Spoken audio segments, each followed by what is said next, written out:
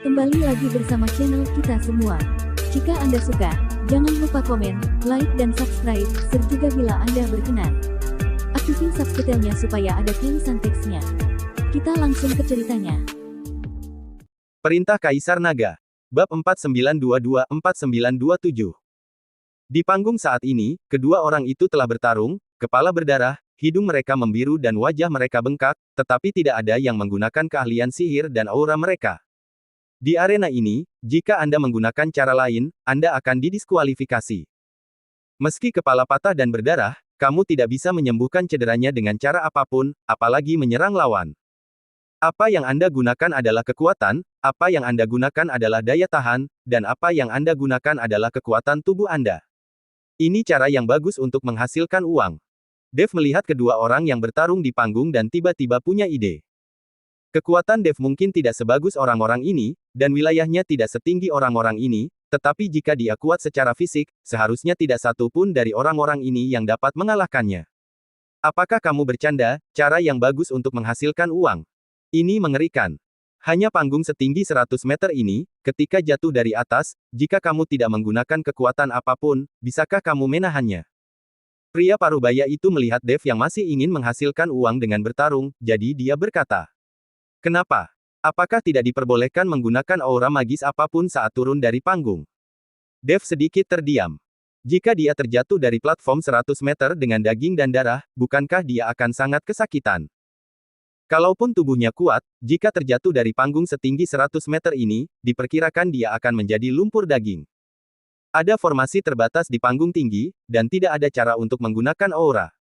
Hanya setelah kemenangan atau kekalahan ditentukan, formasi ditutup, dan Anda bisa santai. Tapi ada banyak orang yang dipukuli dari panggung tinggi sebelum pertandingan usai dan langsung jatuh menjadi lumpur daging. Dengan koin giok peri kecil, kamu akan kehilangan nyawamu. Apakah kamu masih berpikir menghasilkan uang itu mudah? Pria parubaya itu bertanya. Aturan seperti itu baik-baik saja dan dapat diterima. Dev mengangguk. Rekan Taois Chen, apakah kamu ingin naik dan mencobanya? Ruskov bertanya. Ada hal yang sangat menyenangkan, tentu saja saya harus mencobanya. Dev mengangguk dan berkata, "Anak muda, saya menyarankan kamu untuk tidak mencoba. Dilihat dari tubuh kamu, diperkirakan kamu bahkan tidak akan mampu menahan 2 pukulan. Ini baru pertandingan pertama sekarang, dan ada 9 pertandingan lagi setelahnya. Setelah Anda naik, meskipun Anda menang, Anda harus terus menerima tantangan dari orang berikutnya. Dengan cara ini, kamu tidak bertahan sama sekali. Jika kamu ingin mencoba, kamu dapat menemukan waktu yang tepat dan memanfaatkan orang-orang di atas panggung yang telah menjalankan 2 pertandingan dan kelelahan. Ini semua didasarkan pada penggunaan otak, dan tidak ada cara untuk menang dengan kekerasan." Pria parubaya itu memberi Dev ide. Apakah tidak ada orang yang bisa berdiri di atas panggung sampai akhir? Dev bertanya dengan rasa ingin tahu. Tentu saja ada, tapi sekarang pertandingan seringkali diatur secara diam-diam. Melalui formulir ini, setelah memainkan 10 pertandingan, mereka dapat memasuki rumah tuan kota. Sekarang orang-orang mengetahuinya, jadi mereka datang hanya untuk melihat kegembiraannya. Setahu saya, selama ribuan tahun, hanya ada 3 orang yang berdiri di panggung sampai akhir tanpa kecurangan. Kamu tahu, kamu tidak membutuhkan aura sihir, tetapi dengan kekuatan tubuh, itu tidak ada hubungannya dengan dunia. Kata pria parubaya itu. Ketika Dev mendengar ini, dia merasa sangat lucu. Ternyata dunia ini juga memperhatikan hal-hal tersebut, sama seperti di dunia sekuler, lalu menemukan banyak pendamping. Pemenang pada akhirnya ditentukan secara internal, apa arti dari permainan semacam ini? Jika demikian, permainan seperti ini tidak berguna. Ruskov tidak bisa menahan diri untuk mendengus dingin. Apa yang kamu tahu? Ini adalah sifat manusia, apakah kamu melihat 2 orang di panggung tinggi? Meskipun mereka dipukuli hingga hidung memar dan wajah bengkak, semuanya adalah perkelahian settingan. Pria berjas naga itu adalah Ryuzaki, putra keluarga Long di kota Badak, jadi dia harus menang kali ini. Di tengah, mereka sudah mengatur agar orang-orang naik ke atas panggung sejak lama. Semua orang tahu itu, dan tidak ada yang akan naik ke atas panggung. Wajah keluarga Long masih harus diberikan, jika tidak, Anda tidak akan bisa berbaur di kota Badak di masa depan. Pria parubaya bersusah payah memberitahu Dev dan yang lainnya, mungkin untuk menunjukkan bahwa mereka tahu banyak. Boom! Pada saat ini, tiba-tiba terdengar dengusan teredam, dan seorang pria di panggung tinggi jatuh dari atas panggung, sementara pria bernama Ryuzaki sedang berdiri. Tuan Long luar biasa. Tuan Long menang. Tuan Long hebat. Untuk sementara, semua orang di antara penonton mendidih dan berteriak, bahkan pria parubaya itu baru saja menarik tenggorokannya dan menggembar-gemborkan Ryuzaki. Kamu tahu bahwa itu palsu, mengapa kamu masih bertepuk tangan? Dev melihat pria parubaya itu berteriak di tenggorokannya, jadi dia bertanya dengan bingung. Sekarang setelah Dev mengetahuinya, ini adalah settingan, kenapa harus menggembar-gemborkan, dan apa yang luar biasa? Apa yang kamu tahu, ikuti saja aku, kamu akan tahu sebentar lagi. Pria parubaya itu meminta Dev dan yang lainnya untuk ikut berteriak. Dan Ryuzaki di peron tinggi, menghadapi teriakan semua orang, juga penuh kebanggaan, matanya penuh arogansi. Hadiah. Ditemani oleh hadiah dari Ryuzaki, saat ini di sisi kerumunan, seseorang mengeluarkan tas penyimpanan dan mulai melempar koin giok peri. Pada saat ini, semua orang semakin mendidih, dengan panik berebut. Ketika Dev melihat pemandangan ini, semua orang mati rasa. Apa-apaan ini? Jika Anda sangat ingin naik ke surga, apakah Anda di sini harus menyanjung orang? Belum ada orang biasa yang memiliki tulang punggung. Semua orang membungkuk untuk mengambil koin giok peri, Dev tidak memperhatikan, bahkan Ruskov berjongkok, bergegas dengan panik bersama yang lain. Pria besar dan pria bermata biru itu juga membungkuk. Pada saat ini, kecuali Dev sendiri, mereka semua dengan putus asa mengambil koin giok peri di tanah. Dev tampak menonjol di kerumunan, dan dia tidak tertarik dengan koin giok peri yang berserakan. Ryuzaki di panggung tinggi melihat Dev, dan Dev juga menatapnya saat ini. Ketika mereka saling berhadapan, Ryuzaki benar-benar memiliki firasat buruk di hatinya. Dengan penutupan formasi panggung tinggi, orang yang baru saja dikalahkan melompat turun dari platform tinggi. Siapa lagi yang datang? Ryuzaki berteriak. Segera seseorang melompat dan melompat ke panggung tinggi. Tidak ada omong kosong, langsung pukulan dan tendangan, dan pada akhirnya Ryuzaki menang, dan kemudian semua orang mulai menggembar-gemborkan lagi, dan ada yang memanggil kakek Ryuzaki. Bagaimanapun, keluarga Ryuzaki memiliki kekayaan yang besar dan sangat bahagia. Ini bisa menjadi sedikit amal. Dan Ryuzaki juga sangat menikmati perasaan ini, setiap kali dia menang, bawahannya akan melempar koin giok peri. Hanya saja setiap saat, Dev hanya berdiri tegak dan tidak pernah membungkuk sekalipun. Ryuzaki menjadi semakin penasaran dengan Dev, dan matanya menjadi semakin tajam. Dev ternyata acuh tak acuh terhadap hadiahnya, yang artinya dia tidak memberikan wajahnya dan memandang rendah Ryuzaki. Jadi Ryuzaki sudah memikirkannya sejak lama. Ketika kompetisi selesai, dia ingin melihat siapa Dev dan latar belakang apa yang Dev miliki. Dengan cara ini, Ryuzaki mengalahkan 8 lawan berturut-turut, dan melihat bahwa dia bisa menantang 10 pertandingan tanpa mundur. Dan di pertandingan ke-9, Ryuzaki melirik penonton di antara penonton dan berkata, siapa lagi? Seorang pria hendak berbicara, tetapi Dev menyela. Biarkan aku mencoba. Setelah Dev selesai berbicara, dia melompat ke panggung tinggi. Ryuzaki sedikit mengerutkan kening dan menatap Dev. Dan yang lainnya tercengang, melihat Dev di atas panggung dan berkata, siapa anak itu? Apakah dia tidak mengerti aturannya? Berani membuat masalah selama permainan Tuan Long, apakah dia lelah hidup? Orang ini, apakah kamu ingin memanfaatkan celah dan melihat bahwa Tuan Long telah memainkan 8 pertandingan? Dengan tubuh kecil itu, diperkirakan Tuan Long akan menjatuhkannya dengan 2 pukulan. Semua orang membicarakan kemunculan Dev yang tiba-tiba. Dan pria parubaya itu memandang Ruskov dan berkata, apakah kalian berdua bersama? Ya, Ruskov mengangguk. Maka anak itu tidak bisa hidup lagi. Jika dia menyinggung keluarga Long, dia hanya memiliki jalan buntu. Pria parubaya itu membujuk Ruskov. Belum tentu juga. Mungkin identitas dan latar belakang rekan Taoist Chen lebih besar dari Tuan Long. Ruskov tersenyum tipis. Meskipun dia sudah lama mengenal Dev, Ruskov tahu bahwa Dev pasti memiliki latar belakang di belakangnya, dan latar belakangnya sangat kuat. Jika kamu tidak mendengarkan kata-kata orang tua ini, maka kamu akan menderita dan hanya bisa menunggu untuk mati. Setelah pria parubaya itu selesai berbicara, dia menjauh dari Ruskov, karena takut melibatkan dirinya. Dan Dev di panggung tinggi, melihat Ryuzaki dengan bekas luka di sekujur tubuhnya, tersenyum tipis dan berkata, saya akan membandingkan dengan Anda. Ryuzaki menatap Dev, matanya sedikit terkondensasi, apakah kamu tahu siapa aku? Saya tidak tahu, dan saya tidak ingin tahu. Dev tersenyum acuh tak acuh. Saya memberi Anda kesempatan sekarang, Anda mengambil inisiatif untuk mengakui kekalahan, dan kemudian turun, jika tidak, hidup Anda dalam bahaya. Ryuzaki berkata dengan dingin. Meski melihat ukuran Dev, dia pasti tidak memiliki kekuatan, tapi Ryuzaki juga tidak mau bertaruh. Dia meminta Dev untuk berinisiatif mengakui kekalahan, sehingga dia hanya perlu mengalahkan satu orang untuk menjadi sukses. Saya bisa mengakui kekalahan, tetapi Anda harus memberi saya uang. Dev berkata dengan santai. Berapa banyak yang kamu inginkan? Pada saat ini, Ryuzaki mulai sedikit membenci Dev. Awalnya, Ryuzaki melihat Dev tidak pernah membungkuk untuk mengambil koin giok peri. Dia pikir orang ini agak tidak bertulang dan memiliki latar belakang. Sekarang orang ini berada di atas panggung, bukanlah hal yang baik untuk memeras dirinya sendiri dengan koin giok peri. Dev mengulurkan jari dengan ringan. 100 koin giok peri, itu tidak banyak. Ryuzaki berkata. Bukan 100. Dev menggelengkan kepalanya. 1000. Ryuzaki mengerutkan kening, kamu memerasku, tapi aku tidak ingin berbicara denganmu hari ini, aku bisa memberimu 1000 koin giok peri. Itu bukan 1000, tapi 10.000 koin giok peri. Dev berkata. Sial, aku akan membunuhmu. Ryuzaki sangat marah, otot-ototnya kencang, dan urat biru terangkat di dahinya. Sepertinya Dev membuat Ryuzaki menjadi sangat marah. Itu tergantung pada berapa banyak permainan yang telah kamu mainkan, aku bisa memberikan kamu 3 gerakan, dan aku tidak akan menghindar. Dev tersenyum tipis.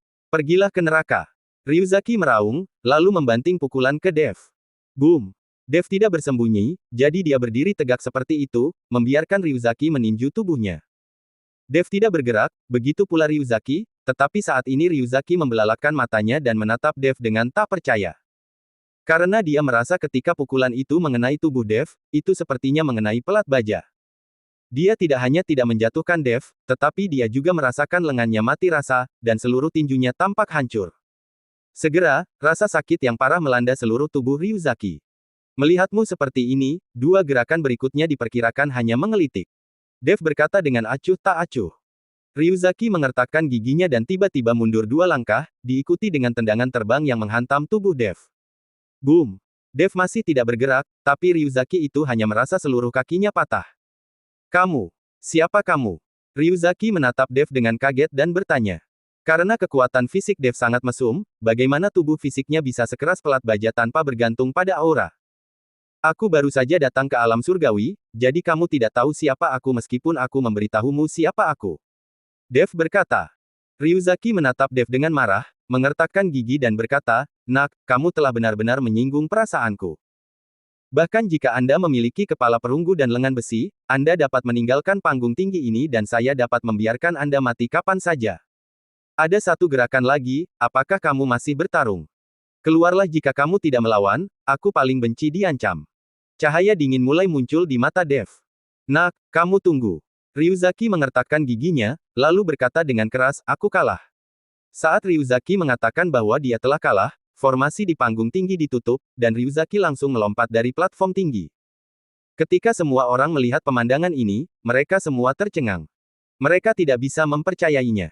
Ryuzaki hanya meninju dan menendang, tapi dia berinisiatif untuk mengaku kalah. Ini tidak seperti karakter Ryuzaki. Semua orang tidak tahu bahwa Ryuzaki telah mematahkan tangan dan kakinya sekarang dan tidak dapat menggunakan teknik aura. Dia sama sekali tidak bisa melawan Dev. Ketika Ryuzaki mengaku kalah, dia hanya melirik Dev dengan dingin, matanya penuh amarah dan kebencian. Nak, kamu tunggu saja. Ryuzaki pergi bersama bawahannya. Dev tidak takut dengan ancaman Ryuzaki, tetapi melihat kerumunan di bawah dan berkata, siapa yang mau mencoba? Semua orang saling memandang, dan tidak ada yang berani naik ke panggung untuk sementara waktu. Pria besar itu saling melirik dengan pria bermata biru itu, lalu pria besar itu melompat ke peron yang tinggi. Biarkan aku mencoba. Pria besar itu menatap Dev dan berkata. Orang besar itu tahu bahwa ada tentara yang berpatroli di kota, dan tidak mudah untuk menyerang Dev dan yang lainnya, tetapi jika Dev terbunuh di atas panggung, itu hanya bisa dianggap sebagai nasib buruk Dev.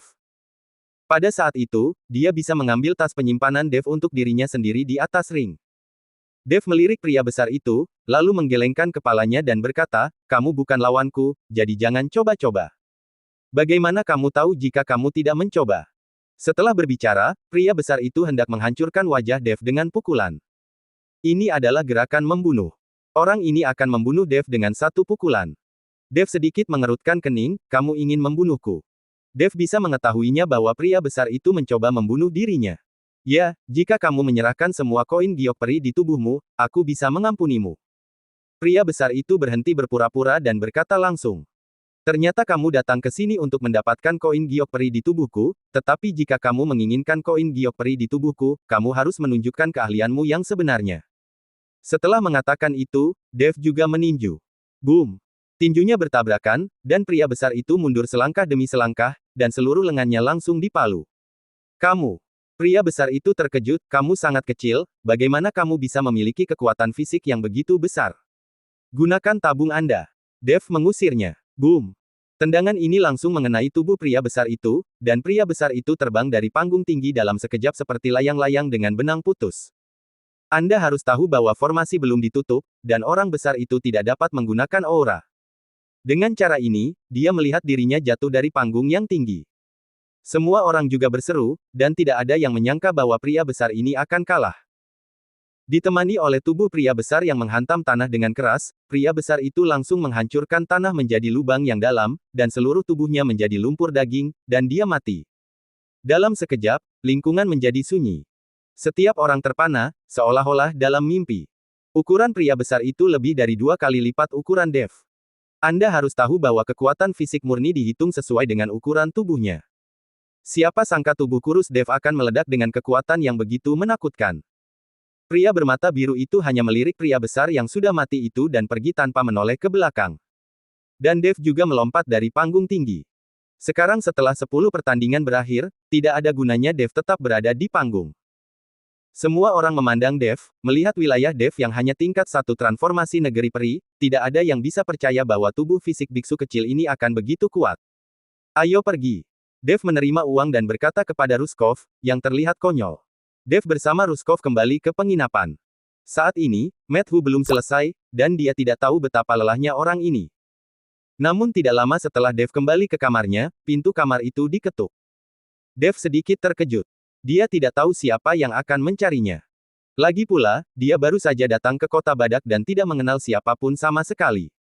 Ketika Dev membuka pintu kamar, dia menemukan bahwa ternyata itu adalah seorang lelaki tua.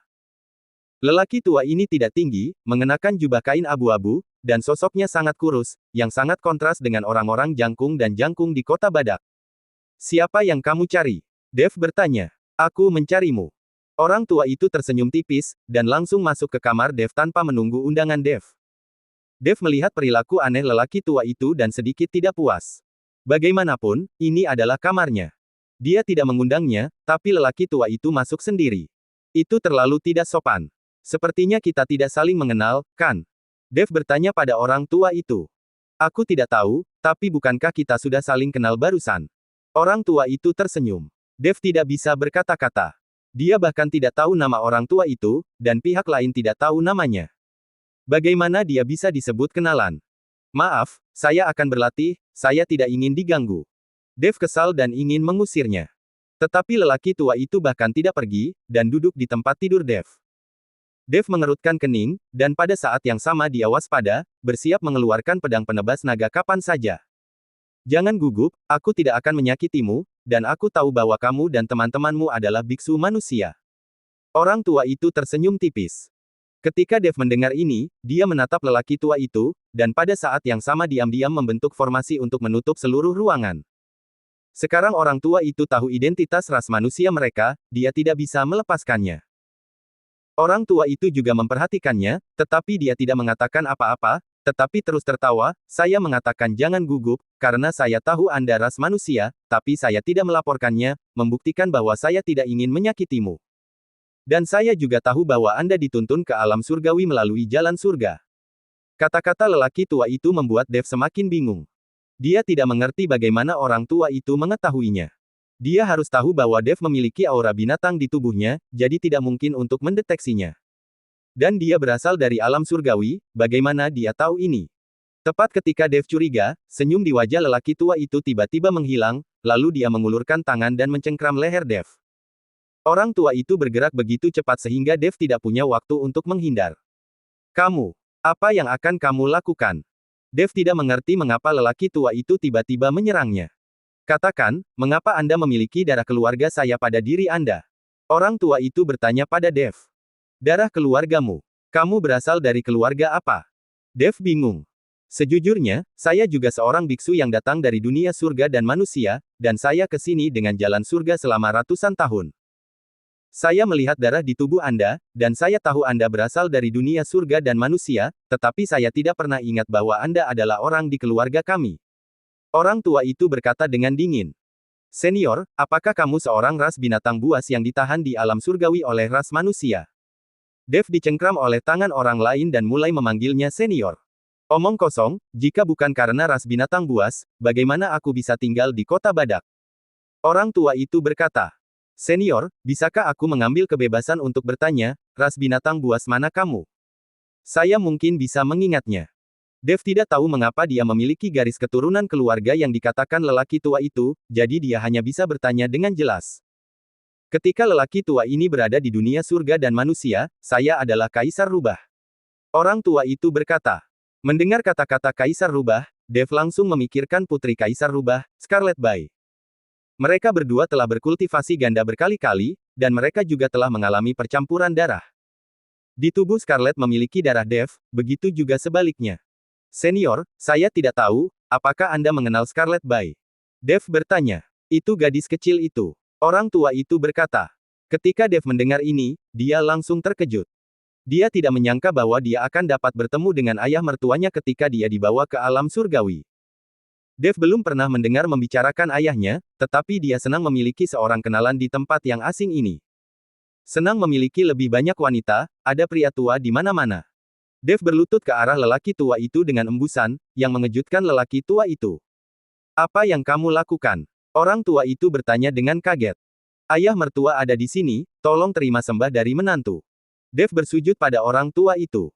Orang tua itu memandang Dev dengan kaget, apa maksudmu? Apakah kamu sudah menikahi putriku? Dev mengangguk, saya sudah berkultivasi ganda dengan Scarlet, jadi kami berdua saling memiliki darah di tubuh kami. Apakah kamu mengatakan yang sebenarnya? Orang tua itu sedikit tidak percaya. Ayah mertua, saya tidak akan pernah berani berbohong. Setelah Dev selesai berbicara, dia memberitahu lelaki tua itu secara detail tentang Scarlet. Dia bahkan menceritakan semua tanda lahir di tempat pribadi Scarlet, yang membuat lelaki tua itu percaya bahwa bagaimanapun juga, jika dia bisa mengetahui hal ini, dia pasti sudah tidur dengan Scarlet. Jadi kamu benar-benar menantuku, cepat bangun.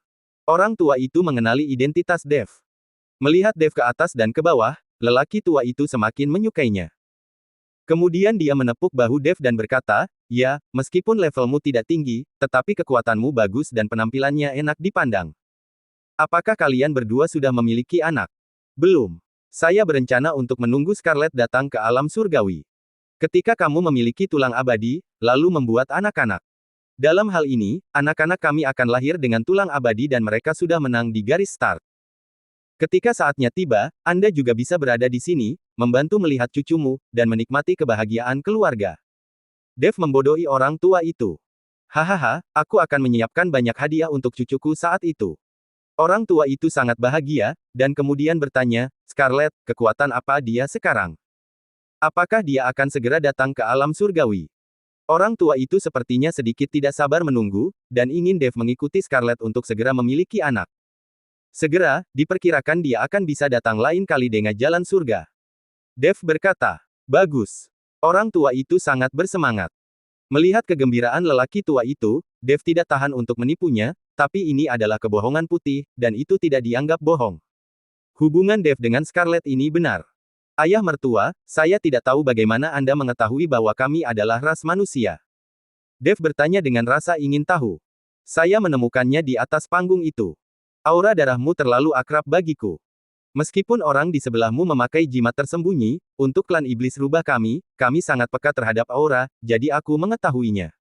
Tapi karena kamu memiliki darah keluarga saya tidak melaporkanmu.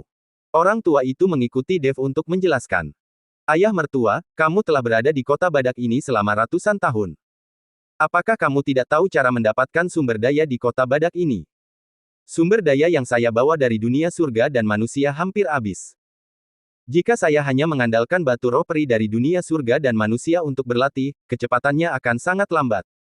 Dev ingin bertanya bagaimana cara mendapatkan sumber daya. Selama dia memiliki sumber daya dan konversi waktu yang menyimpang dari menara penindas iblis, Dev percaya bahwa dia akan segera dapat menerobos transformasi negeri peri. Faktanya, kecuali keabadian langit dan bumi, hanya ada sedikit sumber daya di dunia ini, jadi pembagian tiga kelompok ras semacam ini terjadi, yang menjadi alasan seringnya perang. Mereka semua berjuang untuk sumber daya. Ini bukan hanya perang antara tiga kelompok ras. Bahkan di antara ras yang sama, kedua kota akan saling mencaplok sumber daya. Tetapi jika Anda ingin mencari sumber daya untuk berkultivasi, maka temukan cara untuk memasuki rumah penguasa kota sebagai tempat, sehingga Anda bisa mendapatkan banyak sumber daya. Di rumah penguasa kota, dia akan membawa orang keluar kota secara teratur, dan kemudian pergi ke hutan neraka untuk menjarah sumber daya. Anda juga bisa pergi ke pasar gelap untuk bertarung. Di kota binatang ini, semua orang berjuang untuk kekuatan dan sangat menyukai tinju. Kompetisi yang baru saja Anda ikuti di panggung tinggi itu adalah ring resmi. Ada juga ring pasar gelap di kota Badak, yang juga mengandalkan kekuatan fisik dan kekuatan untuk bersaing, dan tinju pasar gelap bisa dipertaruhkan. Setelah menang, Anda dapat memenangkan koin giok peri dan kemudian membeli berbagai sumber daya. Orang tua itu menjelaskan kepada Dev secara rinci. Bagaimanapun, dia adalah menantunya. Tentu saja, dia harus memperkenalkan semuanya dengan jelas. Setelah mendengarkan kata-kata lelaki tua itu, Dev merasa bahwa dia harus memasuki rumah penguasa kota sebagai tempat pemujaan, tetapi dia belum cukup menunjukkannya. Lagi pula, kekuatannya tidak bagus, tetapi dia bisa mencoba tinju di pasar gelap. Ayah mertua, sekarang sudah larut, jadi kamu bisa tinggal di sini dan menunggumu membawaku ke pasar gelap besok. Dev berkata, "Yah, dengan keahlian dan kekuatan tubuhmu, seharusnya tidak ada masalah untuk memenangkan beberapa pertandingan." Orang tua itu mengangguk. Dev membawa lelaki tua itu ke menara penindas iblis. Waktu berlalu dengan cepat di sini. 1 malam kultivasi sama dengan 10 malam di luar. Melihat menara penindas iblis milik Dev, dan mendengarkan Dev menceritakan tentang kemampuan menara penindas iblis, lelaki tua itu juga terkejut. Menantu yang berbudi luhur benar-benar mampu. Orang tua itu semakin menyukai Dev. Bersambung.